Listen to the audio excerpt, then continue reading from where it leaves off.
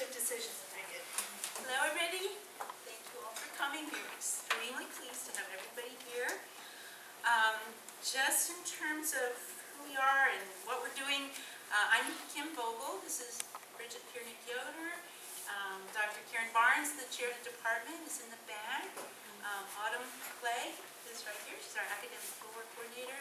Melba Perez-Andrews, who teaches in our curriculum and is going to be a presenter. And Kimitha Grice, who I don't know where she is, will shortly be here. Okay. We put in for a grant from the Dixie Starnes Wenger Foundation. Dixie Starnes Wenger is a native Texan who has a lot of money, and she shared some of that money with us to provide continuing education to practitioners here in Texas. And so we got the grant, and we were very fortunate to do that. And then the Dean's office gave us some more money, which was even nicer. So we are now able to present continuing education to you for 3 years, whatever, soon, somehow. And we're trying to do something a little bit different from Alamo South TOTA in that our continuing ed will be more evidence-based practice, and all type 2. And so the annotated bibliography you all got shows some of the evidence that's supporting with some of the things that our speakers are going to say. So we're going to have 6 presentations this year. We're going to have 4 1-hour. This one is our first one tonight. And then we'll have one in April, September, and November. And then we have 2 all-day presentations. Carrie Alvarado, who is supposed to come tonight. And here she is. Here she is. Hi. Nice to see you. Just perfect walk-in time. Yeah. Okay. Carrie's going to Carrie's going to present on February 24th, which is a Friday, on autism. And we still have room, of course, for that. And then in August, Diana Henry will present on Saturday on sensory integration. We're getting renovations done in the building, so we're just going to have to kind of tune that out. So I would like now to introduce Dr. Alison Beck, who is going to talk to us about occupational justice. And she is a known expert in the field. Dr. Barnes, I should say that. And has publications. Yeah, that's right, that's right. Known expert, a regional or national known expert. That's what Dr. Barnes told me to say. And has publication and has developed a course to teach our students. And so now she will share her national reputation as well. Thank you, Dr. Vogel. Okay, thanks everybody for coming. Nice to see you this afternoon. Hope you had a good day at work. And so the title of the presentation is, Do I have time for occupational justice in my practice? Well, the answer is yes. So there we go, we can go home and get your certificate. No, but the answer is yes, because we as occupational therapists have some kind of advocacy and activism in our makeup. We do it, I think, every day with our clients. We are some kind of advocate for our clients, families, caregivers. And I think part of this comes from Hull House. So does anybody remember Hull House from our graduates from theoretical foundations or human occupation? Yes, of course you do. You're about to say that it's Jane Addams. It's in Chicago, and it was at the turn of the century where Jane Addams was doing a lot of activist work with the poor, and Eleanor Clark Schlegel, who developed the first OT school, was brought Jane Addams in, and John Dewey, and Adolph Meyer all together to support the OT curriculum that she was developing. So really our roots are in this form of looking at how can we assist our clients in a slightly different manner than from what we're used to. Occupational justice is a relatively new term, and we'll talk about that in a moment. these are the learning objectives for today. We're going to talk about occupational justice, give you some definitions and differentiation between some of the constructs that go along with occupational justice, and then we'll tie it a little bit to the occupational therapy practice framework because it is presented in there. It is one of the outcomes in the framework, and then we'll apply it because it's a theory that needs to be applied, and for the profession really to just come together and start discussing whether this is a good framework for us to use within our daily practice. So quickly, we're going to come back to this definition, but for those of you who are not totally sure what occupational justice is, Wilcock and Townsend from Canada framed this, as you can see, in the year 2000, so now quite a while ago. It's the equitable opportunity and resources to enable people's engagement in meaningful occupations. And I think the key words are equitable and resources. Equitable resources, again, to support people's participation.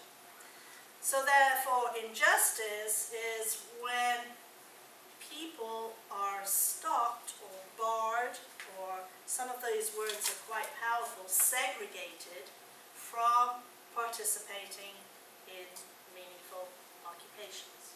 So that is occupational injustice. Okay. So those are kind of difficult statements to get your brain around sometimes. So let's start first with an example.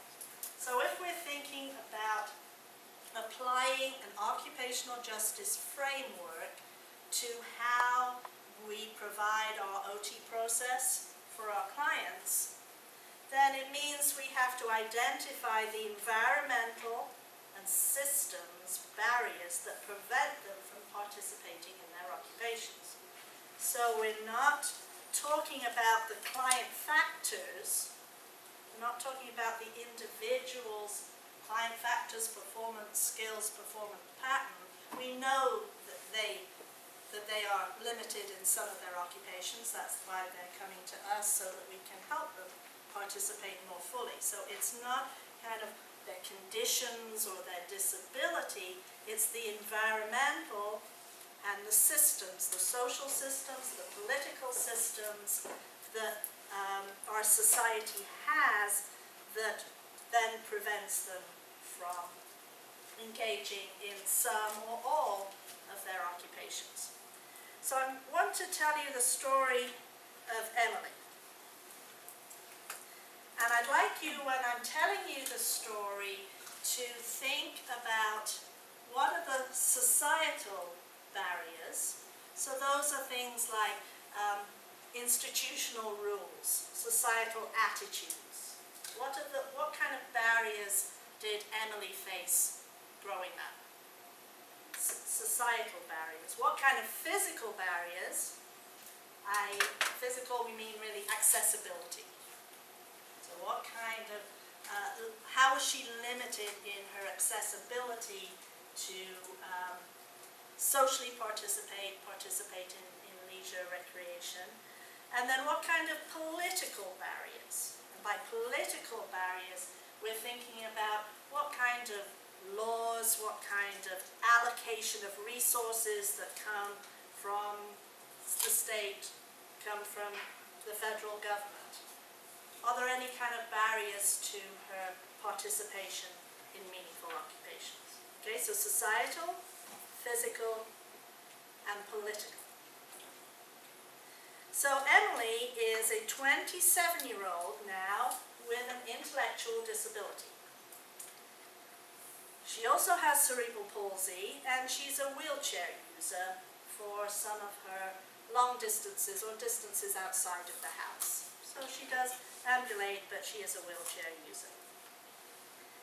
Her school experience started at 3 years of age because of her CP, and She was in a PPCD classroom. Anybody familiar? So it's the preschool program for children with disabilities. For 3 to 5-year-olds, a separate classroom in an elementary school. Okay, so that was the start of her school experience. Then when she moved to elementary school, she moved to a different elementary school and she was mainstreamed in a regular ed classroom. She was able to engage in a special needs Brownie Girl Guide, or Girl Scout, we call it Girl Scouts, right? Girl Scout group that was organized by her teacher. So there were 3 or 4 girls who met and had the same Girl Scouting experience. But she always, throughout her school career, Emily always had to ride the short school bus. Anybody familiar with the short, not the big long school bus, like the people down the road, the kids down the road, the short school bus. In middle school, she was in a separate, contained special education classroom. For the first year, she was included in art and music, but in her second year, it was decided that this was not really compatible with the curricular guidelines for the art and music classes, and so she was no longer included. At middle school, she also participated in the school dances in the evening. Emily's parent, or her date's parent, had to be there as a chaperone, in addition to the other chaperones who were there for the middle school dance. In high school, Emily was again in a separate special education classroom. This time the classroom had its own restroom. In this high school, the corridors were deemed unsafe for Emily due to her intellectual disability, and so therefore she could not go out in the corridors and accompany or use the restroom. She had to use the separate special education restroom.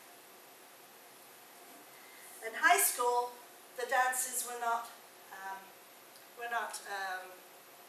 publicized to the special ed classroom. They were not advertised to the special ed classroom. So Emily didn't participate in any of the dances, but she was allowed to attend pep squad, and she had a good time at the pep squad practices because her sister was in the pep squad, so Emily could join as well. In the community, Emily can attend sporting events with her family, but she and her dad have to sit apart from the rest of the family because there are only 2 tickets in the disabled wheelchair section for Emily and for an attendant. The rest of the family sit elsewhere. When she goes to fiesta events, NIOSA, everybody familiar? May have attended, maybe? With family and friends, they are cautioned that they attend at their own risk because Emily uses her wheelchair and they cannot be held liable for any beer spilt on her because she is at a lower level than everybody else. Okay. When parking in an accessible space closer to events, which makes it much easier for her to use her wheelchair, passers-by will regularly joke that they wish they could have such a great parking space. Emily is currently unemployed. Her parents pay for her to attend a sheltered workshop where she is learning vocational skills. So that's the story of Emily. Okay. Maybe you picked up on some of the societal attitudes, institutional policies, okay, accessibility issues, and maybe some of the resources or lack of resource allocation for her schooling. So let's look now, before we go into looking even deeper into what is occupational justice and how can we apply it in the practice, I'd like you to close your eyes or to just sit back, relax, okay, and think about one of your clients, okay, or a couple of your clients. Think about, are there any barriers that you know of, which I'm sure you do, to their participation due to their impairment, due to their client factors or performance skills, due to their condition? Are there some issues of barriers to participation in meaningful occupations? Okay, probably yes. Okay, now I'd like you to broaden that out from that one specific client to maybe the population of clients that you serve. Okay, so whether it be maybe spinal cord, people living with spinal cord injury, the elderly. Okay, so broaden it out into your population. Now, can you identify any of those barriers that we just talked about, societal, physical, or political barriers that may affect that population? So from local, state, federal issues, accessibility issues that may, again, limit their participation in meaningful occupation. Okay, I'd like you to hold on to those thoughts. Later on, we're going to talk a little bit more about your specific populations together. Okay, but just hold on to those ideas, and let's talk now let's go back to what is occupational justice. Well, it's a complementary concept to social justice. Now, social justice sees that humans are social beings. We live in a society, and social justice has been described as the justice of being. So issues that are of importance in social justice are things like child labor, hunger, poverty, the death penalty. Those kind of maybe a little bit broader issues. Okay. So we have social justice. Social justice is a well-defined construct in our society. The equal division of resources between people. So there has been a discussion in the OT profession, well, do we need something like a term like occupational justice? Because doesn't social justice just cover people's occupations? Does it cover people's occupations? Maybe. And in a broad sense, it does. But if we go back to the definitions of occupational justice, really, we are narrowing down and saying this is a justice of doing, not just a justice of being, as in social justice, but a justice of doing. So there should be equitable opportunity for everybody to participate in meaningful occupations. Okay. It's come a little bit out of the World Federation of Occupational Therapy. It is an international, a global construct. People from different countries have come together to try and talk about different social systems, different healthcare systems, about what actually is occupational justice and why is it important. I direct you to the World Federation of OT's website. They actually have a position paper on human rights, and it was published in 2006, and this is where the global OT community is trying to get together and form some more definitive explanations, constructs for SOTs to work from, okay, regarding human rights and occupational justice. So there's some other terms that you'll hear in the literature and in the research that are complementary to occupational justice. One is occupational apartheid, and this is probably the most contentious, I think, because it's very strongly worded, right? The word apartheid, what do you think of when you think of apartheid? South African, yeah? It's actually an Afrikaans word meaning separation.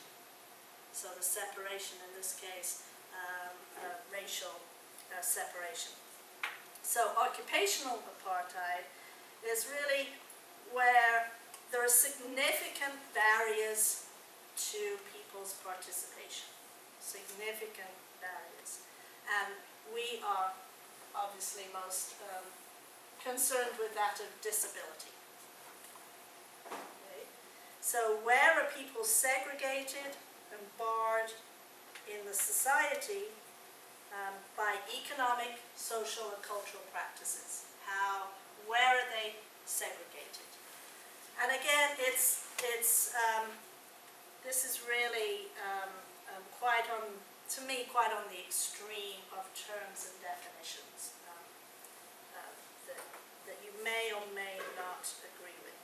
So, for me, some examples of occupational apartheid might be people with mental illness who are barred from employment by practices and by economic forces, okay, or lack of resources to encourage employment of people with mental illness.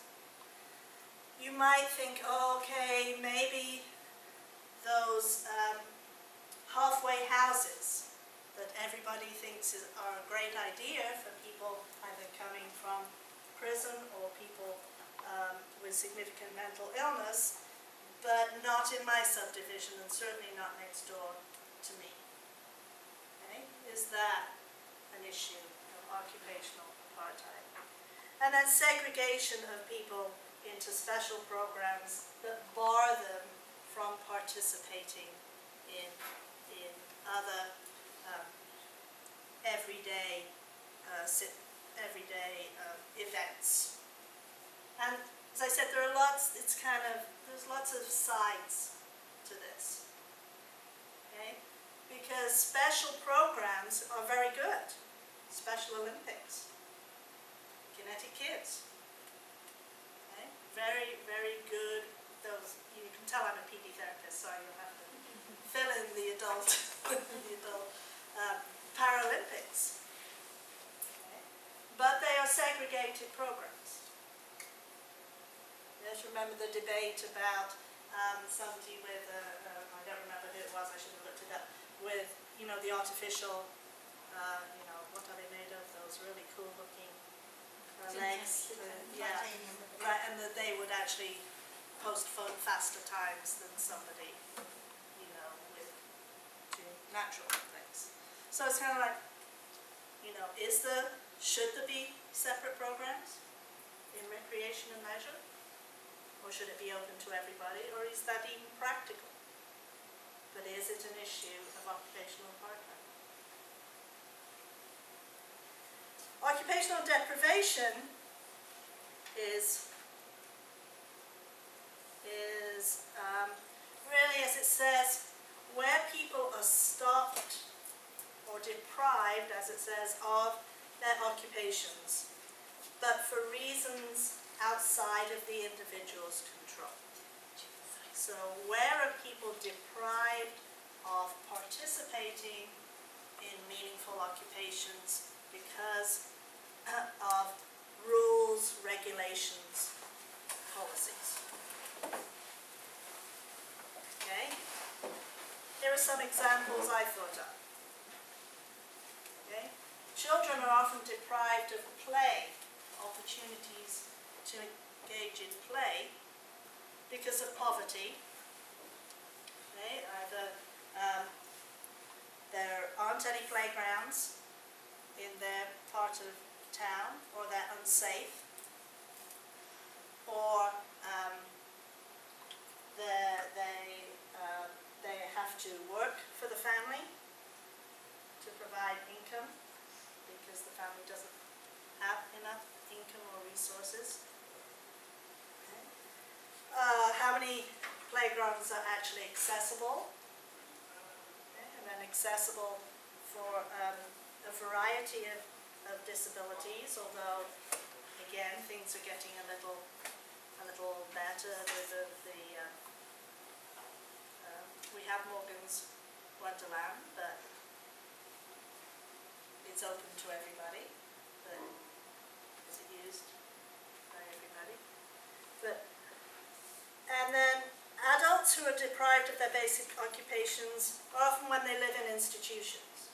Okay? There's the dilemma of prisoners and your worldview on how prison inmates should be treated, but most are actually do not have even any of their opportunity to work or to engage in regular routines, their IADLs, they don't have it. They are deprived of those, as in refugee camps.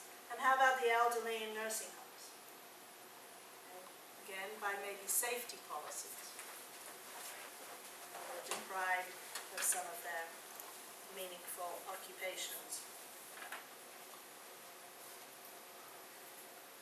As a result of occupational deprivation, somebody might then experience occupational alienation. So maybe you have seen some clients who really, because everything is done for them, they are deprived of doing their even their basic ADLs, that they're just like, okay, why should I do that? They lose interest. The occupations lose meaning.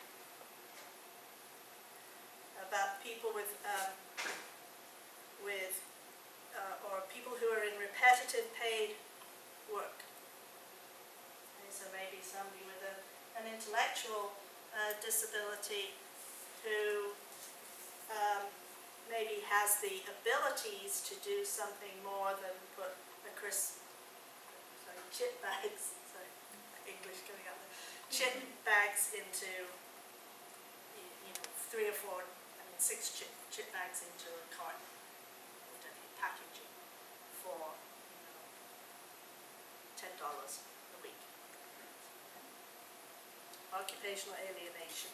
They may experience that and decrease any kind of motivation. And then you may be able to actually identify with occupational imbalance.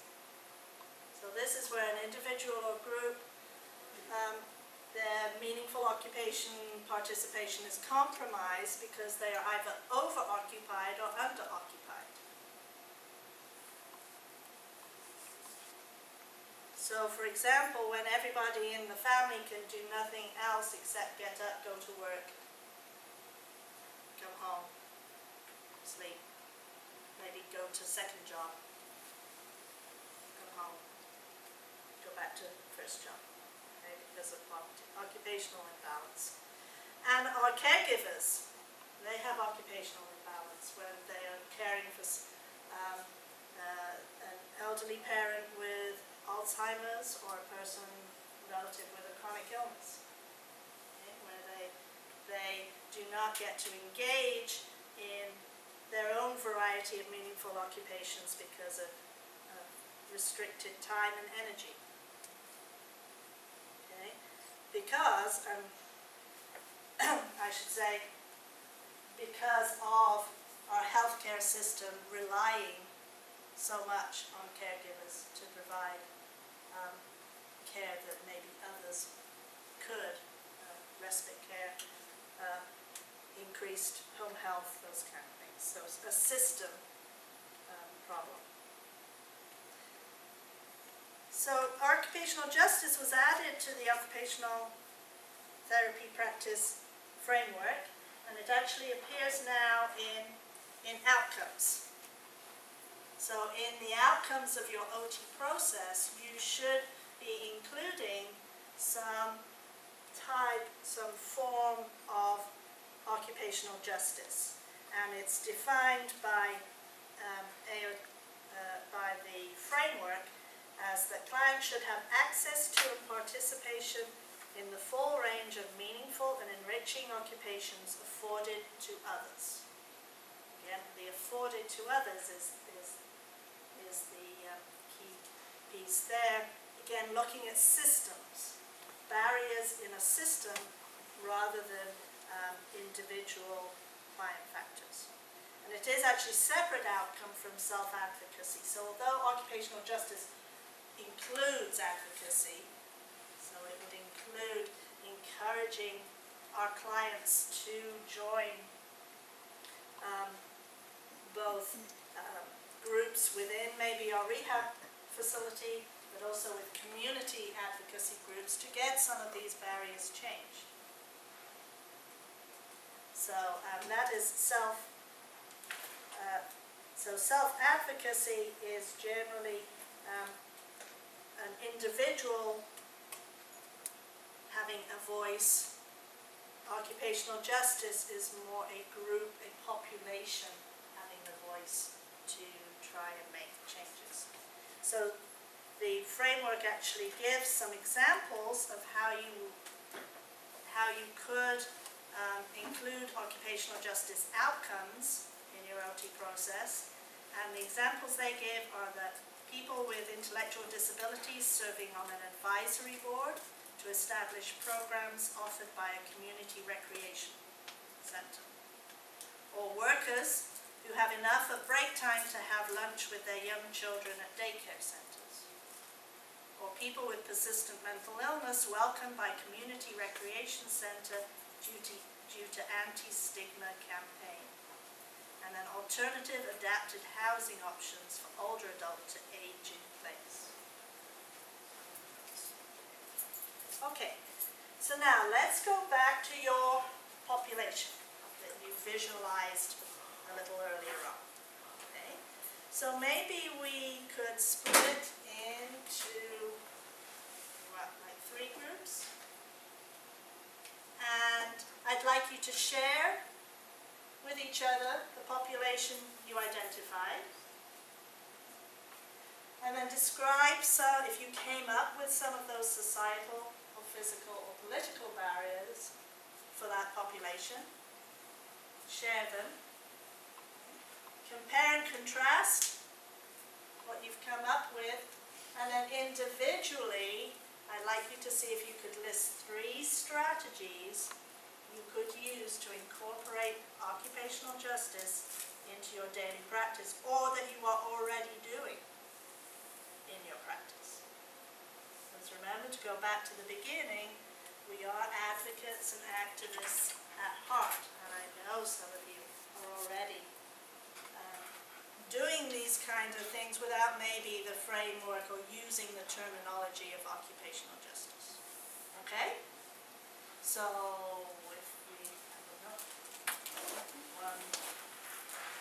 arrange yourself in 3 groups.